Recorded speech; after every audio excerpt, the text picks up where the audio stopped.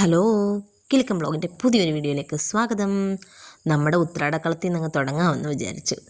ഉത്രാടത്തിന് ഞങ്ങളുടെ ഇവിടെയൊക്കെ രാത്രിയല്ല സന്ധ്യയ്ക്ക് വിളക്ക് കത്തിക്കുന്നതിന് മുമ്പാണ് അത്തപ്പൂ ഇടുന്നത്. ചാച്ചൻ കുഞ്ഞിന് പൂവൊക്കെ വാങ്ങിച്ചുകൊണ്ട് കൊടുത്തു. പുള്ളി അതെല്ലാം റെഡിയാക്കി. ഞാൻ വന്നപ്പോൾ ഒരു സർക്കിളിൻ്റെ കുറവ് മാത്രമേ പുള്ളിക്കുള്ളായിരുന്നു. ഞാൻ നല്ലൊരു സർക്കിൾ വരച്ച് കൊടുത്തു. അത് കഴിഞ്ഞ് കുഞ്ഞത് ഡിസൈൻ ചെയ്തു. സന്ധ്യയ്ക്ക് മുമ്പ് നല്ലൊരു അത്തപ്പൂവൊക്കെ പുള്ളി അങ്ങോട്ട് ഇട്ടു.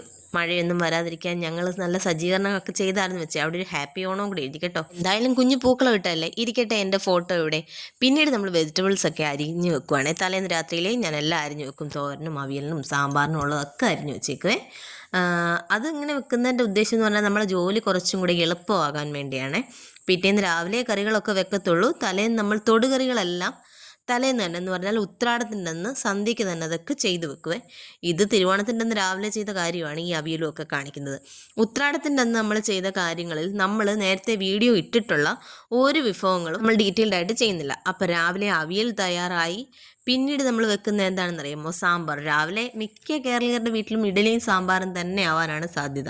ഞങ്ങൾക്കും ഇഡലിയും സാമ്പാറുമായിരുന്നു. രാവിലത്തേക്കുള്ള സാമ്പാറും ഉച്ചക്കത്തേക്കുള്ള സാമ്പാറും നമ്മൾ ഒന്നിച്ചങ്ങ് വെക്കുന്നു. അതിൽ നിന്നും തവിയൊക്കെ ഇട്ട് ഒരുപാട് അങ്ങ് ഇളക്കാണ്ട് നമ്മൾ ഉച്ചക്കത്തേക്കുള്ള സാമ്പാർ മാറ്റി വെക്കുകയാണ് പതിവ് കേട്ടോ. പിന്നെ നമ്മൾ ഇന്നൊരു ബീട്രൂട്ട് പച്ചടി ഉണ്ടാക്കുന്നുണ്ട്. ബീട്രൂട്ട് പച്ചടിക്ക് നല്ല നിറമുള്ള ബീട്രൂട്ട് നോക്കി വേണം നമ്മൾ വാങ്ങിക്കാൻ. എന്തെങ്കിലും നമ്മുടെ ബീട്രൂട്ട് പച്ചടിയല്ല, കിച്ചടി എന്നല്ലേ പറയുന്നത്. അപ്പോൾ അതുണ്ടാക്കുന്നുണ്ട്. ഞാനിത് ഇത്രയും വലിയ കഷ്ണങ്ങളാക്കി എടുക്കുന്നത് ചോപ്പറിനകത്തിലിട്ട് അടിക്കാൻ വേണ്ടിയാണ് കേട്ടോ. വളരെ പെട്ടെന്ന് ചോപ്പർ കൂട്ടൻ നമ്മുടെ ജോലി അനായാസമാക്കി തന്നു. പിന്നീട് നമ്മൾ ചെറിയൊരു ഉരുളി എടുക്കുന്നു. അതിലേക്ക് ചോപ്പ് ചെയ്ത ബീട്രൂട്ട് ഇടുന്നു, പച്ചമുളക് ഇടുന്നു, ഉപ്പിടുന്നു, കറിവേപ്പില ഇടുന്നു. പുള്ളിയെ നല്ല രീതിയിൽ വേവിച്ചെടുത്തതിന് ശേഷം നമ്മളൊരു കൂട്ട് തയ്യാറാക്കുമല്ലോ. ഇത്തിരി ജീരകവും ഒരു ശകലം വെളുത്തുള്ളിയും ഒക്കെ കൂടെ ചേർത്തിട്ട് നല്ല മഷി പോലെ അരച്ച കടുവും കൂടെ വേണം കേട്ടോ. നല്ല മഷി പോലെ അരച്ച പേസ്റ്റ് നമ്മൾ അതിലേക്കിട്ട് മിക്സ് ചെയ്യുന്നു. അതിൻ്റെ കുറച്ച് തണുത്ത് കഴിയുമ്പോൾ അതിലേക്ക് നല്ല കട്ട തൈര് ഒഴിക്കുന്നു. പിന്നീട് നമ്മൾ വറവിട്ട് മാറ്റുന്നു. അതോടുകൂടി നമ്മുടെ കിച്ചടിയുടെ പരിപാടി അവിടെ കഴിഞ്ഞു. പിന്നീട് നമ്മൾ വെച്ചത് പരിപ്പാണേ. പരിപ്പ് സാധാരണ പോലെ ഞാൻ അലകാക്കിയില്ല. ഇന്ന് ചെറുപയർ കൊണ്ട് തന്നെയാണേ നമ്മൾ പരിപ്പുണ്ടാക്കിയത്. നെയ്യ് മസ്റ്റാണ് സാമ്പാറിനും പരിപ്പിനും കടുക് വറക്കുമ്പോൾ. അത് ഒരുപാട് ടേസ്റ്റ് വരുന്നതാണേ. പിന്നെ നമ്മൾ ചെയ്തതെന്ന് പറയാൻ ഇന്നത്തെ സ്പെഷ്യൽ അടപ്രഥമനായിരുന്നു. അടപ്രഥമൻ യൂഷ്വലി എല്ലാവരും ചെയ്യുന്നത് പോലെ തന്നെ അട നന്നായിട്ട് വേവിക്കുന്നു. അതിനെ പച്ചവെള്ളത്തിലിട്ട് നമ്മൾ റെഡിയാക്കി എടുക്കുന്നു. നമ്മുടെ ശർക്കര പാനിയാക്കി വെച്ചിരിക്കുന്നത് നമ്മുടെ ഉരുളിയിലേക്ക് ഇട്ട് കൊടുക്കുന്നു. ശർക്കര തിളച്ച് വരുമ്പോൾ നമ്മൾ നമ്മുടെ അട അതിലേക്ക് ഇട്ട് കൊടുക്കുന്നു. ആ അട അതിൽ കിടന്ന് നല്ല രീതിയിലൊന്ന് വഴണ്ട് കഴിയുമ്പം നമ്മൾ തേങ്ങാപ്പാലായ രണ്ടാം പാലാണ് ഒഴിക്കുന്നത്.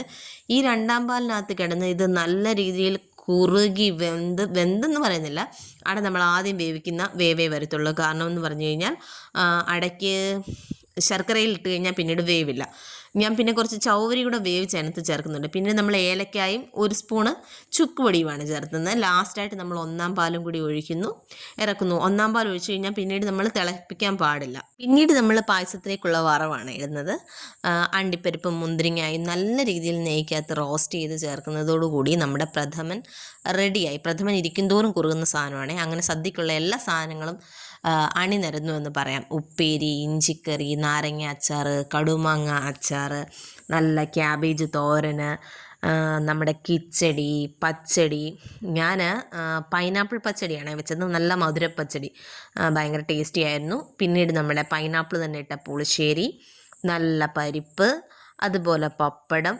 പിന്നെ വരുന്നത് സാമ്പാർ സൂപ്പറായിരുന്നു കേട്ടോ. സാമ്പാറായാലും നമ്മുടെ എന്താ പറയണ്ടേ പരിപ്പായാലും നമ്മൾ നെയ്ക്കകത്ത് വേണേ നമ്മൾ കുറച്ച് നെയ്യും കൂടെ ചേർത്ത് വേണം നമ്മൾ കടുക് വറക്കാനായിട്ട്. നമ്മളെ പ്രഥമനും ചോറും എല്ലാമായിട്ട് വിഭവസമൃദ്ധമായ ഒരു സദ്യയ്ക്ക് ശേഷം നമ്മളിന്ന് ഒരിടത്ത് പോകുന്നുണ്ട്. ചെറിയൊരു ഓണപ്പരിപാടി. കുഞ്ഞുങ്ങളല്ലേ, അവർക്കൊക്കെ ഓണപ്പരിപാടി എന്താണെന്നും ഓണം എന്താണെന്നും ഒക്കെ കുഞ്ഞുങ്ങളെ കൂടെ ഒന്ന് അറിയിക്കണ്ടേ. നേരെ വിട്ടു കല്ലുമലയ്ക്ക് ചേച്ചിയുടെ അടുത്തേക്ക്, മൂത്ത നാത്തൂൻ്റെ അടുത്താണേ.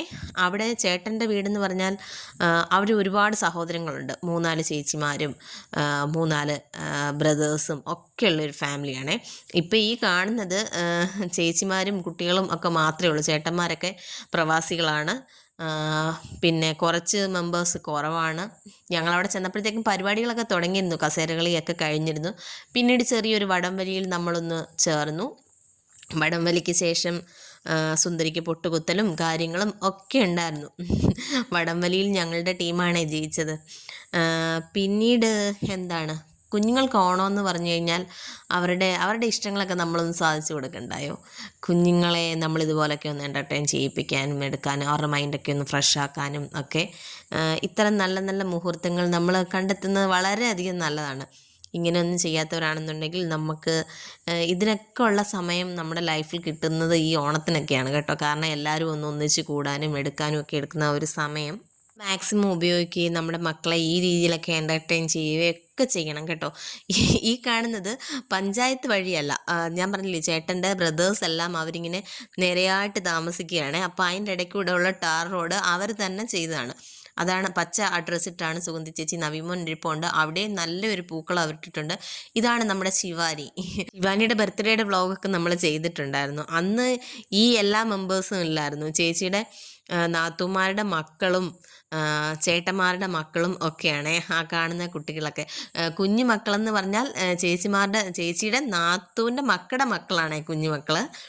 അവരൊക്കെ നല്ല രീതിയിൽ എന്താ പറയണ്ടേ കളിക്കുന്ന കുഞ്ഞുങ്ങളാണ്. നല്ലപോലെ എല്ലാവരുടെയും കൂടെ എൻജോയ് ചെയ്ത് നിൽക്കുന്ന കുഞ്ഞുങ്ങളാണ്. അവരുടെ അങ്ങനെ കുറേ സമയം നമ്മൾ അവരുടെ കൂടെ ചിലവഴിച്ച് എനിക്ക് തോന്നുന്നു ഞങ്ങൾ സൺലൈറ്റ് താന്നു കഴിഞ്ഞിട്ടാണ് ഞങ്ങൾ അവിടുന്ന് ഇറങ്ങിയത്.